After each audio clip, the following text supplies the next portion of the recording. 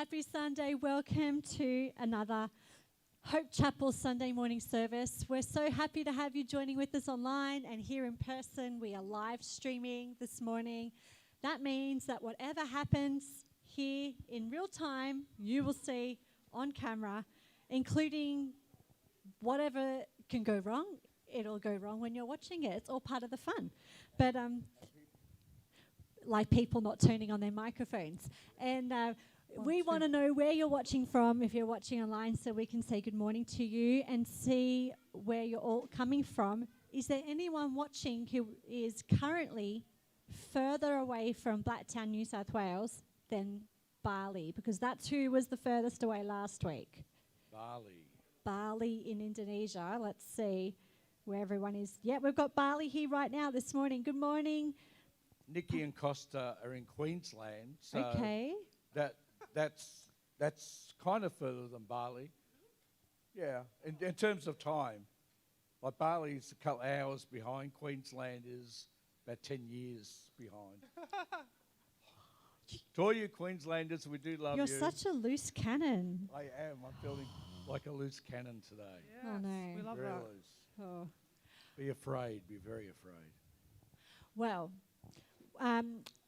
as well as just taking the opportunity to say good morning and giving you a chance to say hi to each other online and making sure that your tech is working well, I've got Pastor Rick and Ricky here with us this morning. Morning. We're going to start singing at 9:45, but before then, I wanted to ask some questions that are actually frequently asked questions, all to do with giving and finances and tithely, how it works, what do you do? I've got a lot of questions, but I'll just start by explaining what tithely is, and then I'll ask some of your frequently asked questions. When we have the opportunity to give at Hope Chapel, whether that's on a Sunday or during the week or whenever you want to do it, or our Hope Mission, once that big annual offering once a year, for example, we give you a few ways to do that. We don't hand out a bucket and put physical cash in anymore because it's 2021 and COVID and just so many reasons. That's the only way you know how to give, you can contact us and we'll work it out something for you. But we have electronic transfer available, and then we have credit card payments available through Tithely, which is an app that you can download, or you can text Tithely to give via text, or through a form on the Hope Chapel website. I've not actually used the app much because I do it on the website form or via text. Pastor, can you explain how the app works? The app works very well. Uh-huh. I'm a dinosaur. I still remember the first time I heard someone say, "Oh, there's an app for that." And I remember asking them, "What's an app?" And they kind of looked at me like, "Are you serious?" And I An was application. I'd never heard of an app before, but the Tithely app is great. I love things where you can set and forget, where it's automated. I love to pay my rates, my water bills, my electricity, all by automatic debit to my credit card. I need to do that. It just saves so much hassle. You don't get stung with late fees. Yes. It just takes the stress out of it. And I like to do the same with my giving. So I've set up through the Tithely app that every Saturday it will make the deductions that I've asked it to. I don't have to think about it. And where I really like it is if I'm not in church on a Sunday for whatever reason, whether I'm out of town, travelling or whatever, I don't have to worry about, have I paid my tithes and my offerings, because it's just done all automatically for me. I tell it how much, when to do it, where to take it from, so I'm in total control, and yet I can do that and I don't have to think twice about making sure I put my offering in. Okay. So if I go into the Tithely app and I set up an account to give, Yes. Nariki, what are the options? How do I choose where I want to give to, and what do those different options mean? If I want to give to missions overseas, or if I want to give locally, or I want to give to the food care program, what are my options?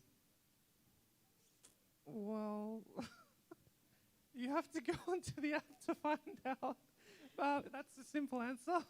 But I don't know what the names mean. So when you Oh, get okay, to I see give, it what you gives you mean. the option what account you want to give to, but I don't know what they mean. yeah. So I Yes. think you're getting ahead of yourself. When you go into Tithely, the most important step that you will take is find a church near you. Okay. And so you've got to make sure that you've found Hope Chapel Blacktown, because there is Hope Chapel in South Australia. And I've actually walked past it. I was quite shocked. Looked up, oh, Hope Chapel. So you've got to make sure that you are giving to Hope Chapel Blacktown before you do anything else, or else you might be blessing the pastor at the Triple Rock on the Hill Holiness Church. They don't know who you are, but they're real grateful to get your offering. So first of all, make sure that you are logging in to give to Hope Chapel of Blacktown and not some other church. That's important. Very important. And so then what are the different accounts, the different giving options? There's quite a few. There's Hope Chapel General, wherever it's needed. There's Hope Chapel Welfare or Care.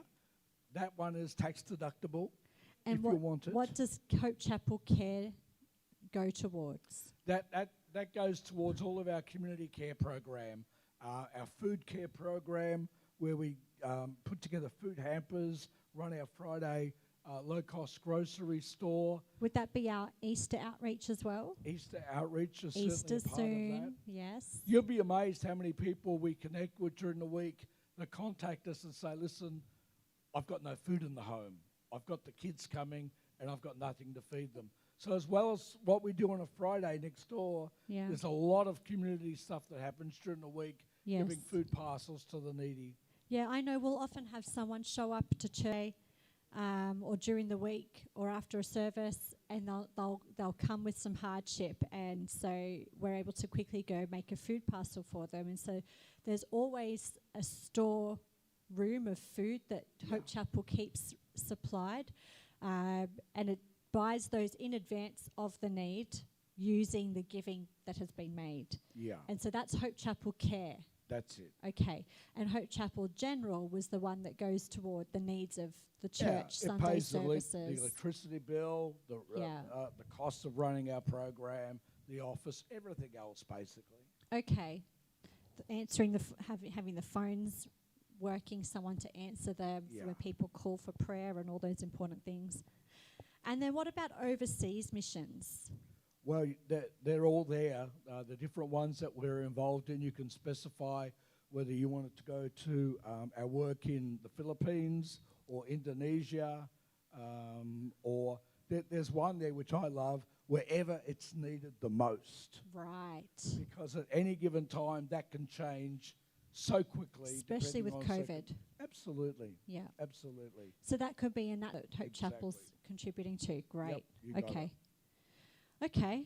And then Hope Mission is something that we do once a year, and we did that in July last year, and we'll be doing it in July again this year.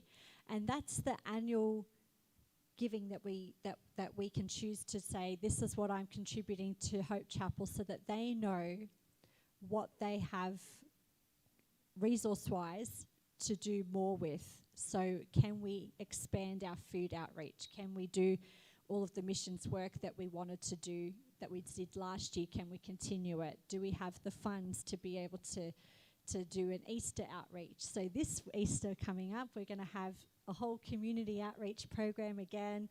And so those that contributed to Hope Mission last year are all part of that because of what they gave last year.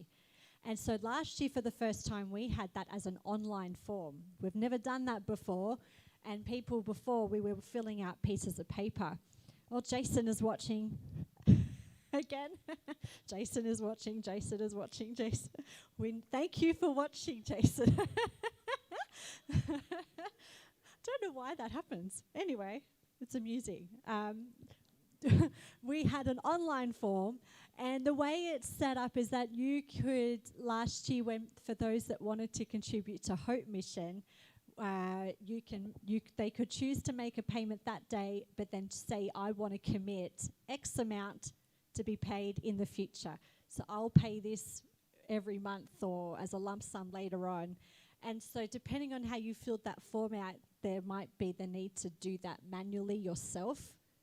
So because it's still a new system, I suggest that people check their bank statement to see if those other payments have actually gone through or if they only made the one off. Check the commitment and then check if that's worked. But that's a nice, efficient way to give too now online. No more filling out envelopes. Do you remember we used to do those envelopes? I remember the envelopes very well. You still can. You can, if you're here in person, fill out an envelope. Should probably do that today for nostalgic reasons, if nothing else. Does everyone actually carry pens with them though? Now that we've also phoned in the car, Jason and Pastor Kerry Ann. Josephine, okay. I used one yesterday. Oh, notebook too. Yesterday we got a pen out. We were doing a calendar yesterday and for the month, and I said to Kerry, I'm going old school. Got a pencil. There are some things that you just want to write down. Yeah, yes, absolutely. Yes. What are some things that actually I'm going to read out some things that Pastor Kerry Ann said about our giving. These are some of the things that Hope Chapel Giving has been able to do. We had the drive-through food pickup when we had to do it contactless for COVID. Amazing. The food care program did not close. And even when supermarkets had shortages, nationwide shortages, the food care program was still operating. Amazing. And delivering hampers.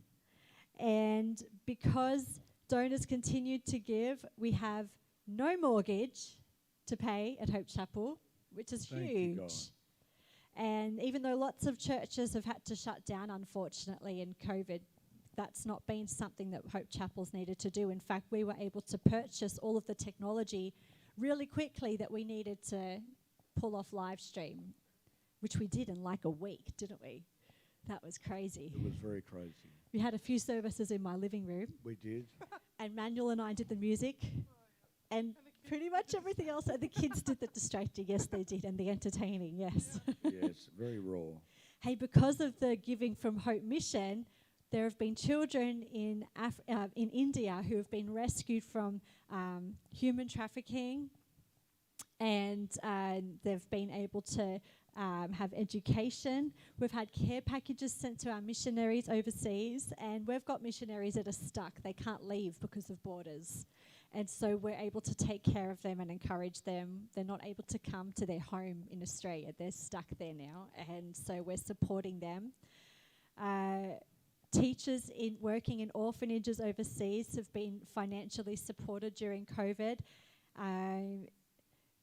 Donations have continued to allow the live stream to continue, and many people from everywhere in Australia, in fact the world, are now able to experience church. Yeah. And so thank you, Hope Chapel.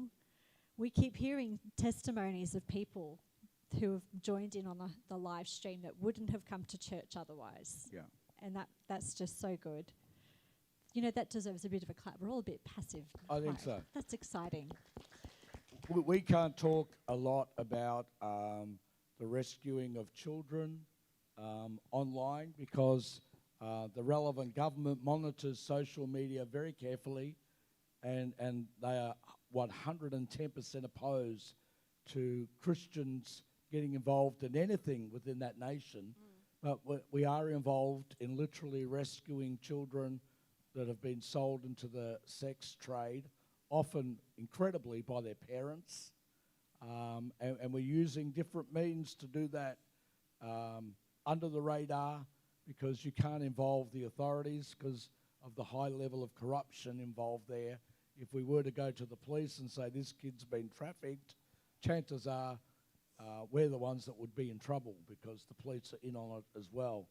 But that's an amazing thing. And I will never forget the looks on the faces of elderly people when COVID first hit and toilet paper was more expensive than gold, somewhat, be able to take a care hamper, contactless, to elderly people in the Blacktown area and say, here, there's a parcel from Hope Chapel. It had hand sanitizer, toilet paper, and other essentials for them, for these people that were shut in or couldn't get out or couldn't get supplies. Absolutely priceless. And according to Matthew, we delivered toilet paper and hand sanitizer to Jesus, who was shut in.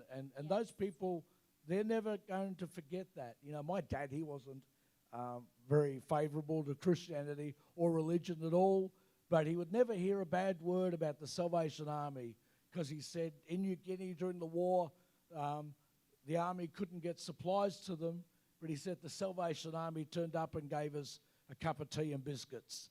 He said, we don't know how